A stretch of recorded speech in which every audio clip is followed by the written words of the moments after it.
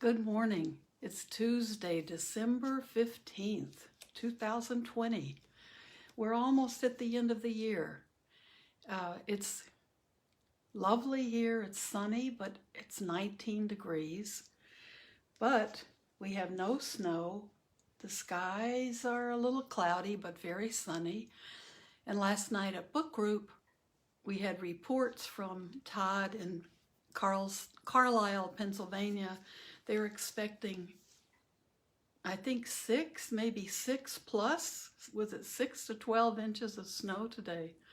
So one of the other people in the group from New Jersey, it gets her weather updates either from here, and then she knows it's a few days coming, and with Todd's report, she knows it might be a few hours after that they get hit in New Jersey. So we're happy with our 19 degrees and no snow today. So nothing to complain about. We had book group last night, and for those of you who, if you tried to join and your link didn't work, it's because you have to get a new link for every book group.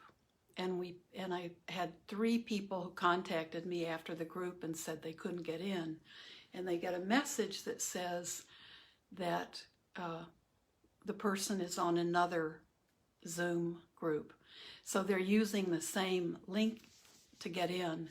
And I know at Blue Lotus for classes, they've started doing the system is more automated. So they use a system where if you have to sign up for each individual class, which is not how we started out doing it, so it's confusing. So you have to go into event. Here's the easiest way. Someone who had it happen to them reported back last night right after the class. You can go into Eventbrite, all one word. And Bright is B-R-I-T-E, Eventbrite, where you buy tickets for things all the time. But you go into eventbrite.com and do a search for Blue Lotus Temple, and you'll have every single event that you can get a ticket for. Now, if it's the book group or any kind of class that I'm involved in, there won't be a charge. You just go in and you get your ticket. And the good thing about going directly to Eventbrite, and it's very easy, I did it on my phone last night, it's very simple. You can sign up for maybe 4 or 5, sign up for all the different book groups coming up. And all you have to do is click on them. And they will put you in the classes. Then they have on eventbrite.com, they have several classes that are coming. And when that ends, it doesn't mean the class is over. It means we just have to put it back into Eventbrite with another list of the upcoming classes after the ones already there. So if you're interested in the book group, go ahead and go into eventbrite.com, go to Blue Lotus Temple, find the book group, and just go ahead and get all the classes that you think you'll want to go to. And if you don't, it's okay.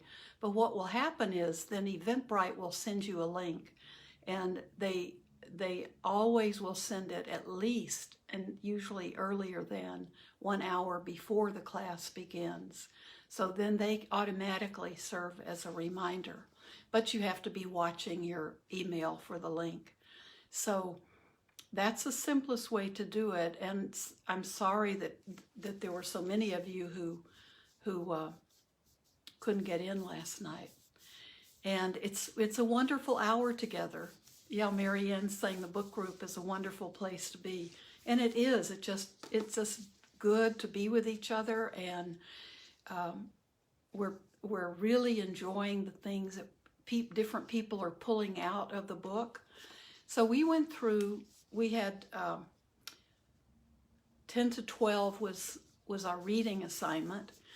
And we did 10 and 11. And so we're doing 12 to 14. So we're being ambitious, picking 3 chapters. They're very small chapters, but that's okay if you read ahead or if you've already finished the book.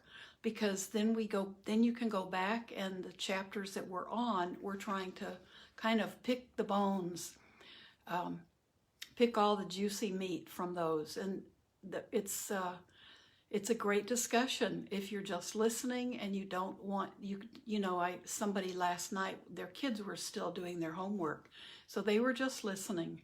That's wonderful. If you are able to be right there and being able to talk, everybody's free to, if you have something that bothered you about the book or a passage or something you didn't understand, and it's just a very comfortable but eager group. Everybody's enjoying the group, I think, and the book is just full of Pema Chodron at her best, I think.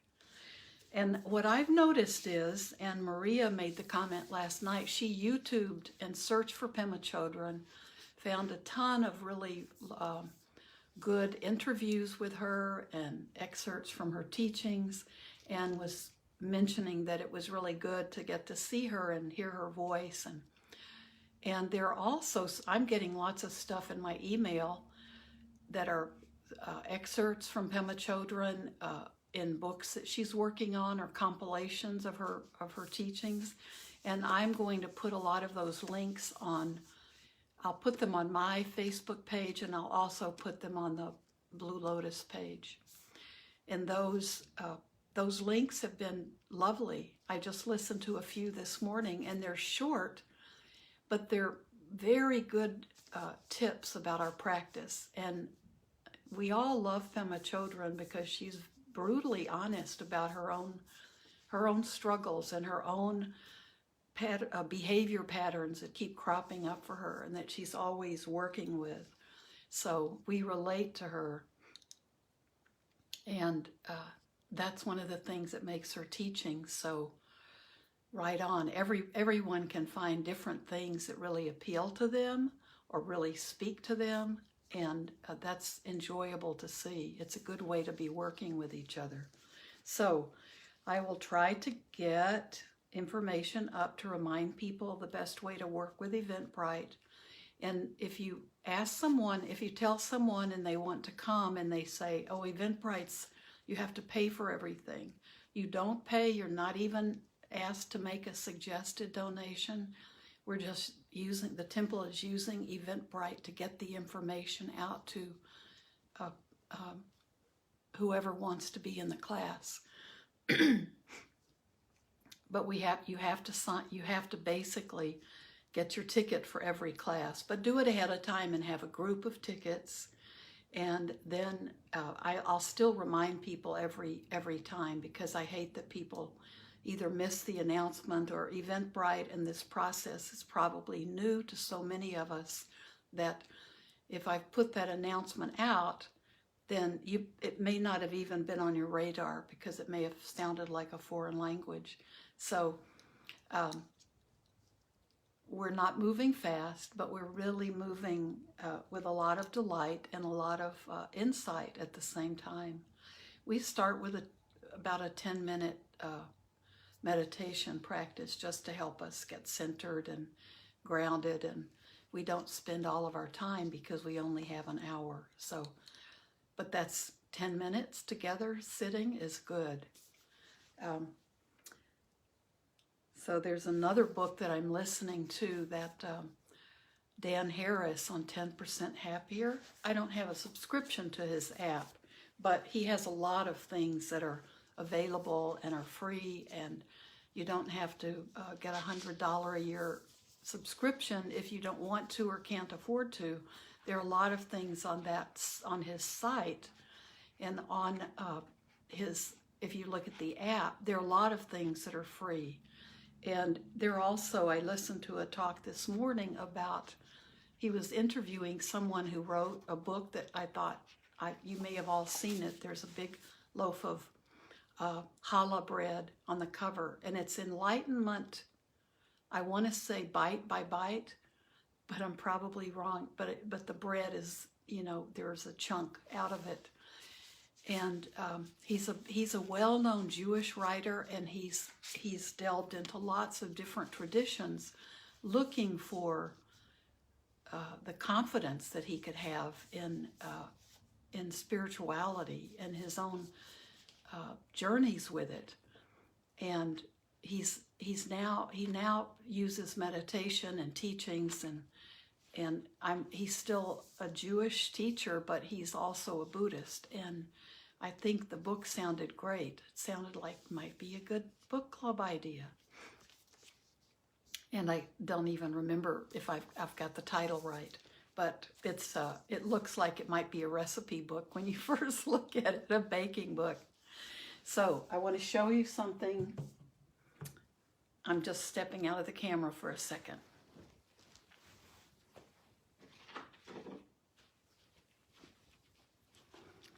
I forgot to set it next to me. So here's the amaryllis today.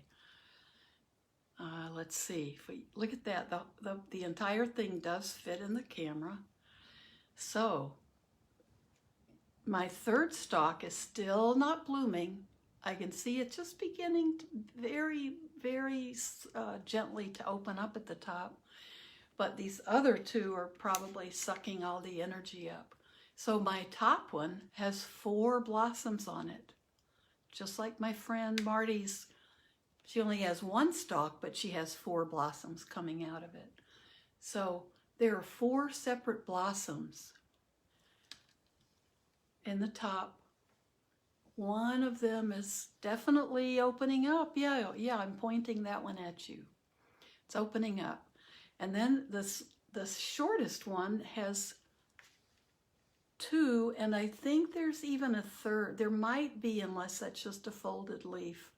There are 2 in the little one, and maybe a third one. And then I have a late bloomer, which is always perfectly okay. But I'm showing off. I just enjoy this so much. It's been just the best gift ever for me. So, and it started out, Marty's interest started out teaching it, using it in her with her middle school students. And then she said they had a raffle at the end of before they had the Christmas holidays, and one lucky student got to take it home. I said, wouldn't it have broken up on a bus? And she said, no, all the kids at her school were walkers because they have the community schools. So every day I'm turning it, getting it into the best sunlight through my patio door, and so it's become just it's all a joy. And not being competitive about all my blossoms. I'm trying not to be. But it's fun when you're doing it with a good friend. It's fun. So today I just wanted to tell you about the next book group. We're going to be doing 12 through 14. So if you were at the book group last night, you've already read 12, and you can just catch up. I mean, you can read it again. It's a very good chapter. Chapter 12 is Life Changes in an Instant. And most of us have those moments in our life when something has happened and suddenly we know our lives are not going to be the same again. And one thing we know with the pandemic, no matter how safe and comfortable you may have been with it or how difficult it's been, we know for a lot of people, life has changed in an instant for them. If they've lost a loved one, if they've had to deal with feelings of loneliness that have been overwhelming, or the not being able to be with loved ones when they did die, if they were in a hospital. And I think all of us now, it's not like the beginning when we didn't know people. All of us know people who have lost a parent, a loved one, or even a younger adult. It's not just affecting the oldies, right? But but we still have a long way to go, even with the vaccine coming out, which is so hopeful. And listening to the news yesterday about the vaccine, I was able to really allow myself to feel that hopefulness. And wow, I felt like my entire body was tingling for a while. And being aware at the same time, there is hope, there is something all of us can look forward to, but at the same time knowing we're going to be needing to be cautious and careful, no matter, it's going to take a long time to roll the vaccines out. And then there's a second phase to the vaccines, to the vaccination schedules. I think with most of them, you have to take 2. But we'll still have a long time in this country and around the world where we're needing to be safe, we're needing to be very careful. And so we know that's true. And I think we're all willing to go that distance. But it was so wonderful to just allow myself to have that feeling of things are turning around. I hadn't experienced that so completely. It was completely a physical experience. And maybe several of you have had that same thing happen, but I allowed myself to feel hopeful. And it was good to feel that. And as I was experiencing that physical sensation, I thought, I need to remember this. This is a very important moment in the world's history. And now we can be patient. I was thinking about giving Christmas gifts out to my kids and my small family of more hand sanitizer and tissues and some Clorox wipes, just as a reminder, okay, we can't get careless. This is now when we need to be super careful, because we really want to get back to some semblance of whatever our new normal is. We want to move in the right direction. We don't want to lose any more people. So I don't know if I'll do that. They might like the hand sanitizer, but they probably get their own tissues. But I may not see them at Christmas, so I'm just sitting on that idea for now. So I think that's good news, and we should all be happy about it. But we have to be unrelenting and being careful, both for ourselves and for others. And if we take care of ourselves, we do the right things for ourselves, that will be taking care of others. It's the same thing, right? That connection is that we're seeing, that connection is that close these days in our world. So life changes in an instant is a critical chapter.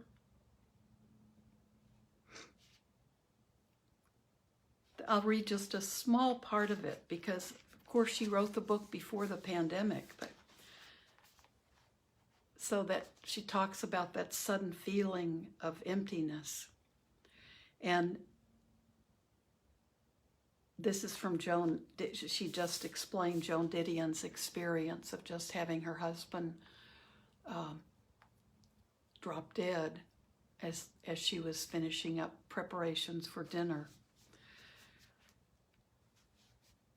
Sudden experiences of emptiness can be triggered in all kinds of ways. Sometimes it's a piece of information.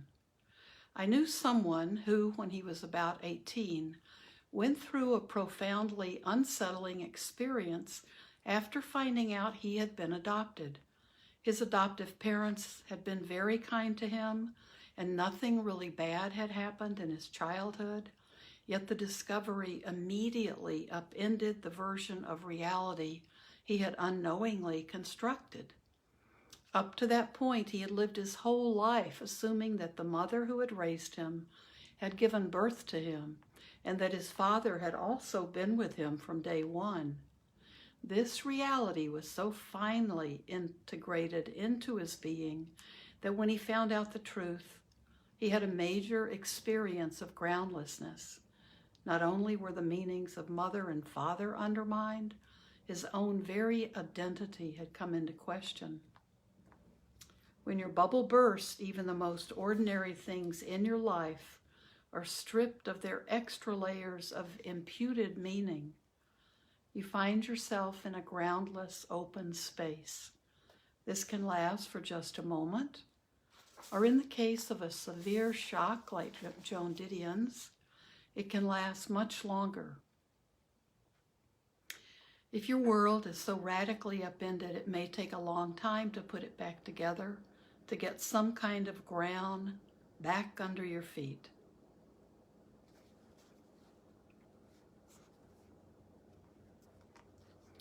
And then she talks about an example. She then talks about that imputed meaning, that groundlessness comes from suddenly the meaning that we've put to everything just totally shifts, totally falls apart. She talks about some humorous experiences of that. And in the Tibetan tradition, that open, groundless state is called shunyata.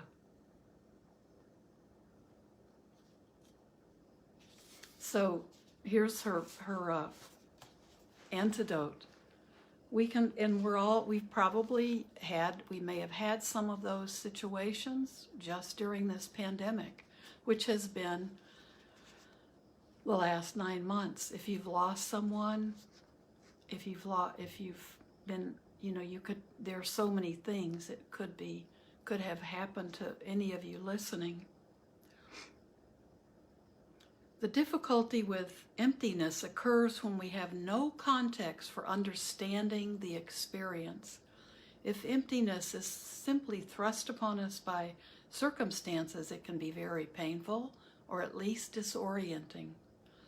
Most people who suddenly find themselves with their imputed reality stripped away have no idea what to do. The space is too wide open, and there's nothing familiar to hold on to. We can prepare for such experiences by starting to get familiar with emptiness now. So this is the part we all need to be doing.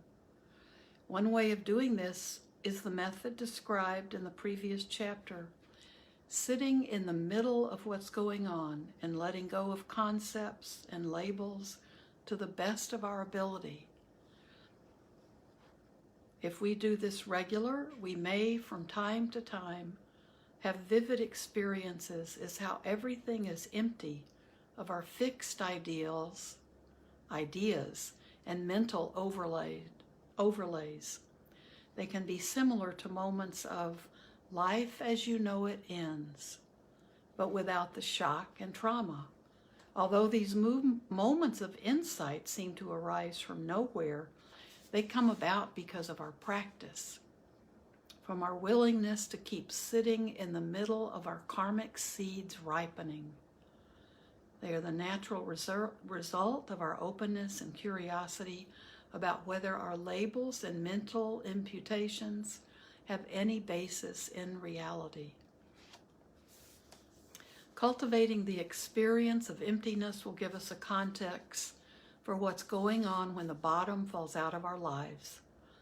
It will give us a way of facing the most difficult and disorienting times, such as illness, loss, and eventually our own death, without so much despair and rejection. Since I started studying emptiness, I've had a few out-of-the-blue moments of having my world turned upside down. I wouldn't say the abrupt experience of having the bubble burst is fundamentally different, but having a context makes it no longer terrifying or disorienting. It doesn't give you a ground or something to hold on to, because the experience itself is one of groundlessness. But knowing about emptiness makes it possible to face it courageously. It makes it possible to appreciate the experience. as something that brings us closer to the truth. When our bubble bursts, we can recognize that we are walking through a very important doorway. Then we can experiment with hanging out on the other side of that doorway. We can learn to relax there. Eventually, you can even fall in love like it with emptiness. As Anam Thubten likes to say, my teachers and the other people I've encountered who have learned to live in this open space, free of imputed meaning, are the most fearless, compassionate, and joyful people I have ever known. They are living examples of what this kind of falling in love can do. That's a great little chapter, and I just read, it's, the chapter itself is maybe 6, 7, 8 pages long, but how powerful that is. Seeing things, understanding that things are what they are. And the imputed meaning we put onto things is a lot of times the way we see it, the way we relate to it, the experiences from the past that form, the influences from our past that form the meaning we put into someone or something. And that meaning may have nothing to do with the reality of the way things truly are. And impermanence is the reality, right? So that's the one we begin with next week. That's a good one. That's perfect for all of us. And then 13 is called Cool Emptiness. And then she talks about emptiness, and then she explains it and goes into it more and more. She doesn't leave us hanging on the cliff, like what the heck is emptiness? This is a lot of what this book is about. Cool emptiness, and then 14 is experiencing nowness. So we're getting around to the entire quality of being mindful, living a mindful life. And it's all these things she's talking about and that we're always talking about. Being mindful is a 24/7 experience we can live in. And everything we do can be based on that quality of mindfulness. And it's being aware of those things, those wisdom teachings we've taken in and are making our own, and the insight we're developing, and then we live with that all the time, being aware of the true nature of reality. So it's a beautiful journey. So we'll continue. So chapters 12 through 14 are what we're working with. And if for some reason you don't have the book and you haven't read it, come to the book group anyway. I think there's a lot, there's just a lot to get out of it. And if you're a Pema Chodron fan, you will recognize some things, and others might be a new way she's putting it together. So I think I've used my time up. Sit if you haven't done your sitting for today, and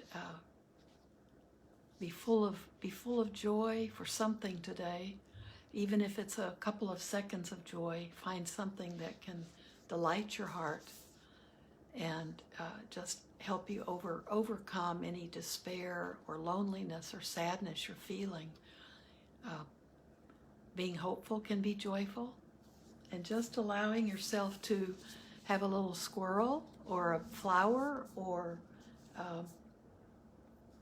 something beautiful, maybe a painting or a picture in your home that you can just look at and have that experience of joy just rise, and just be with that. Let that help you today. And enjoy, wherever you are, enjoy the beautiful day. And if it doesn't look like a beautiful day, just, it is what it is, so enjoy that. Okay. Thank you so much for being with me and helping me with my practice and I love seeing so many of you, and hope you're having a beautiful day or evening. Okay, bye-bye.